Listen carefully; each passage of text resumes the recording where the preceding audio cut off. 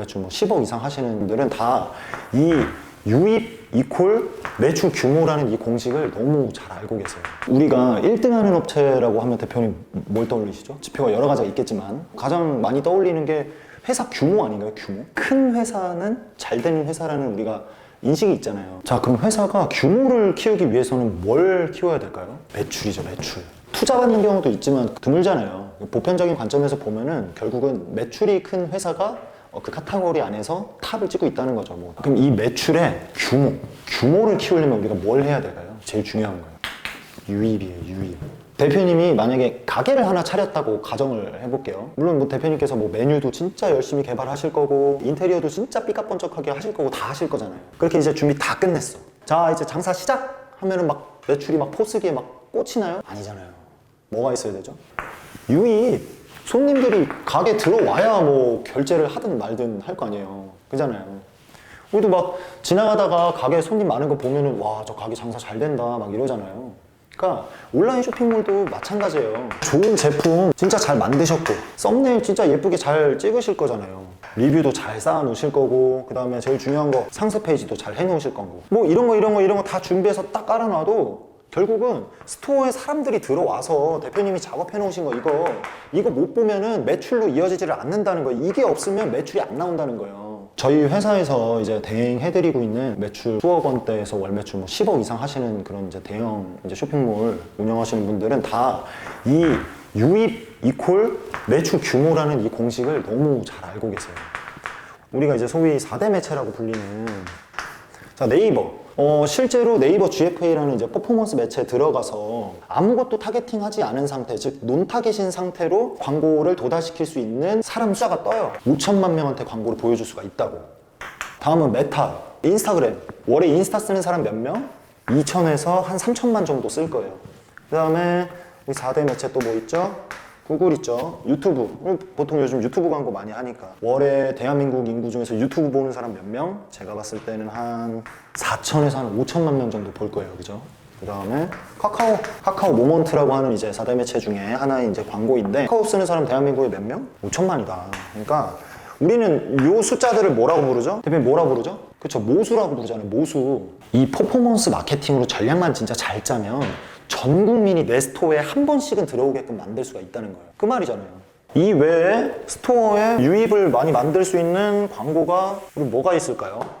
블로그 상위 노출이 있을 거예요. 근데 제 생각을 조심스럽게 말씀드려보면 네이버에서도 일단 그 상위 노출 로직을 계속 바꾸잖아요. 억지로 상위 노출하는 거 못하게 하려고. 대표님 그 잘 아시죠? 그 엠타 분들 아시잖아요. 그분들 상위 노출 엄청 잘 하셨던 거. 대표님 너무 잘 아시겠지만 그분들도 한 19년도, 20년도쯤에 이제 다 매체 광고로 거의 대부분이 다 넘어오셨어요. 왜냐면 옛날에는 그 블로그 한번 발행할 때 한 5에서 한 10만 원 정도 돈 주면은 기자단 상위 노출 발행해드릴게요 해가지고 5만 원, 10만 원이면 상위에 글이 올라갔어요. 그 정도 돈을 쓰면 일매출이 200에서 한 300만 원 정도가 나왔단 말이에요, 옛날에.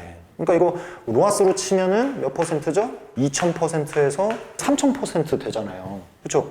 뭐 10만 원 써서 200 나오면은 2000%고.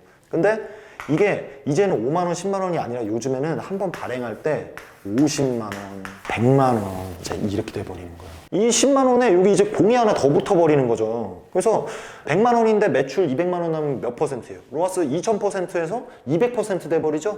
10분의 1토막 난다는 거예요. 10분의 1토막. 대표님들이 생각하셨던 이제 마진의 어떤 구조가 안 나오는 거예요. 나는 2000%, 3000% 옛날에 나와가지고 이걸로 잘 먹고 잘 살고 또 제품 찍고 이걸로 또 막 상위 노출해갖고 팔고 그런 시스템에 초점이 맞춰져 있는데 이제 그런 황금기가 지나버린 거예요. 이게 왜 그러냐면 이 최적화 블로그라고 불리는 이 최적불이 옛날에는 공급이 잘 됐어요. 만들어져 있는 것도 많고 근데 이제는 이 최적화 블로그가 시장에 공급이 안 들어오는 거예요. 수요는 많은데 공급이 적어졌어. 그럼 우리 시장 원리상 당연히 공급가가 올라가게 되잖아요. 그래서 이제 마진 구조가 남지 않는 시장이 되어버렸어요. 또 이거 상위 노출 한번 됐다고 해서 이게 1, 2년 가는 거 아니잖아요. 유지보수 비용이 이제 계속 들어가는 거고. 그리고 네이버에서 에어서치 포유 이런 검색 시스템이 나오면서 검색하는 사용자마다 서로 다른 화면을 보여주기 시작했어요. 나한테 초점이 맞춰진 검색 결과를 보여주게 되는 거죠. 그러다 보니까 이 상위 노출이 이제 의미가 없어져 버리고, 그리고 또 이제 상위 노출뿐만 아니라 왜 쇼핑 탭으로 상위 노출하시는 분들 있잖아요. 그 소위 슬롯을 돌린다고 표현을 하죠, 우리가. 거기도 이제 마찬가지로 네이버 제재가 계속 심해지다 보니까 제가 조심스럽게 말씀드려보면 상위 노출 시장 계속 축소될 거라고 저는 생각합니다. 또 우리 뭐 있을까요? 검색 광고, 쿠팡 검색 광고. 검색 광고로 매출 내시는 분들도 많아요. 알아요. 저도 그런 분들 계신 거. 근데 이 검색형 광고는 광고 원리상 고객들이 이제 직접 검색을 해서 찾아오는 광고잖아요. 구매 전환율은 당연히 퍼포먼스 광고보다는 높아요. 근데 마찬가지로 이것도 매출 규모까지 키우기는 어려워요. 이게 왜냐면 특별한 사회적 이슈가 있지 않는 이상, 예를 들면 몇 년 전에 코로나 유행했을 때 그때는 마스크 검색량이 평소에는 12,000만 나오던 게 코로나 터지면서 몇십만, 몇백만까지 올라가 버렸잖아요. 이제 그런 어떤 사회적 이슈가 있지 않는 이상은 월에 어떤 키워드가 검색되는 그 검색량이라는 거는 보통 선이 정해져 있어요. 검색하는 사람 자체가 한정적인데 내가 그 이상을 판매하고 싶다고 해서 그 이상의 매출을 만들 수가 있나요? 사람들이 검색을 해야 보여지는 광고인데 이게 어렵다는 거죠. 대표님께서 월 검색량이 좀 많은 키워드로 광고를 하면 되는 거 아니냐, 이런 질문 하실 수도 있잖아요. 예를 들어서 대표님이 운동화 판매하는 분이라고 가정을 해볼게요. 내가 검색 광고로 메인 키워드로 잡아야 될 게 당연히 운동화라는 키워드 있을 것이고, 거기다 플러스 뭐 런닝화 이런 메인 키워드들이 있을 거예요. 이제 검색량이 많으니까 이런 키워드들 잡으면 될 거 아니냐라는 생각할 수도 있지만, 이 키워드로 검색 광고 들어가게 되면 이제 누구랑 경쟁을 해야 되냐? 나이키, 아디다스, 발란스 이런 애들이랑 이제 경쟁을 해야 되니까 이 키워드에다가 세팅을 해놓으면 클릭당 비용이 한 클릭에 1에 돼버린다. 그래서 우리 어떻게 해요? 남자 운동화 추천, 여자 운동화 컬러, 쿠션 이런 키워드, 좀 롱테일 키워드, 이제 서브 키워드나 세부 키워드 같은 것들로 내가 키워드를 점점 더 전략적으로 하향을 하게 돼요. 트래픽이 좀 낮은 키워드들로. 그런 롱테일 키워드들로 가게 되면 뭐냐면 당연히 전략적으로 검색량이 낮아지는 대신에 뭐가 낮아진다? 그만큼 유입도 낮아진다는 거예요. 그래서 우리의 어떤 궁극적인 목적은 유입을 늘려서 매출 규모를 키우려는 전략을 이제 하려는 건데, 오히려 이렇게 되면 우리가 하려는 전략이랑 반대로 가게 되는 거죠. 근데 이 검색 광고 원리상 어쩔 수 없어요. 쿠팡 SA는 아니지만 쿠팡에서 MD분들이 이제 브랜드에 따로 붙어가지고 이제 밀어주는 브랜드들 있어요. 그런 브랜드들은 솔직히 어느 정도 궤도에 올라간 브랜드가 아니면 사실 쿠팡에서도 밀어줄 이유가 없죠. 예를 들어서 뭐 쿵다리나 두케 가르니 이런 실력 있는 그런 브랜드들, 그 정도는 돼야 이제 쿠팡에서도 야, 우리 같이 합작해가지고 같이 한번 밀어보자, 뭐 이렇게 될 수가 있는 거죠. 보편적으로 쿠팡 MD랑 합작해서 브랜드를 키우고 트래픽을 만드는 거는 쉽지가 않다라는 걸 말씀드리고 싶습니다. 해외 판매 있을 수 있겠죠. 트래픽을 해외에서 갖고 오는 거죠. 해외에 있는 어떤 몰에 입점해서 거기서 트래픽을 만들 수도 있겠죠. 이제 대행 맡겨주시는 브랜드 중에서 10억 단위가 아니에요. 월에 뭐 100억 단위 매출하시는 분들 계시거든요. 근데 그분들 중에서도 제가 아는 케이스로는 기초 쪽 하시는 분들이랑 주름 기능성 이런 거 하시는 분들이 지금 해외 쪽으로 진출하셔가지고 매출이 진짜 어마어마하신 걸로 알고 있어요. 대표님들의 지인분들, 비슷한 카테고리에서 사업하시는 지인분들도 막 해외 판매 준비하시고 이러시고 실제 해외 입점도 하셔서 하시는데, 제가 어깨 너머로 이제 조심히 듣기로는 그거 해외 판매가 진짜 쉽지 않다고 하더라고요. 그래서 국내에서 탑티어 찍었던 분들도 해외 판매 가서 생각보다 많이 고전하고 계시다. 확실히 매출 규모가 크고 브랜드가 더 많이 더 공격적으로 확장할 수 있는 만큼 그만큼 리스크도 크고 뚫어내기가 그만큼 어렵구나. 인스타나 유튜브 채널 키우시는 분들 계세요. 브랜드 채널에다가 컨텐츠를 주기적으로 업로드를 해서 그걸로 이제 트래픽을 만들고 고객들이 이제 사이트로 유입이 되도록 하는 그런 어떤 채널 마케팅, 컨텐츠 마케팅이라도 부르기도 하더라고요. 요것도 어려워요. 왜냐면 특정 컨텐츠들이 반응이 올 때까지 그 기다려야 되는 충분한 시간이 필요해요. 컨텐츠 업로드 몇 개 했다고 하루에 유입이 막 100명, 200명, 300명 이렇게 올라갈까요? 야, 안 올라간다는 거예요.